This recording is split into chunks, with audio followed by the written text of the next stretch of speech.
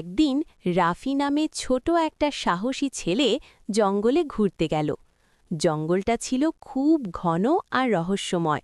পাখির ডাক আর পাতার শব্দে চারদিকে অদ্ভুত পরিবেশ তৈরি হয়েছিল। হাঁটতে হাঁটতে রাফি হঠাৎ একটা পুরনো কুঁড়েঘর দেখতে পেল। কৌতূহল থেকে সে ভেতরে ঢুকল।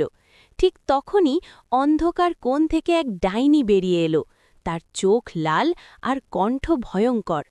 ডাইনি বলল, এই জঙ্গলে কেন এসেছ ছোট ছেলে? রাফি একটু ভয় পেলেও সাহস করে বলল, আমি শুধু অভিযান করতে এসেছি। ডাইনি কিছুক্ষণ তাকিয়ে থাকল, তারপর হেসে বলল, তুমি খুব সাহসী, ভয় না পেয়ে সত্য বলেছ।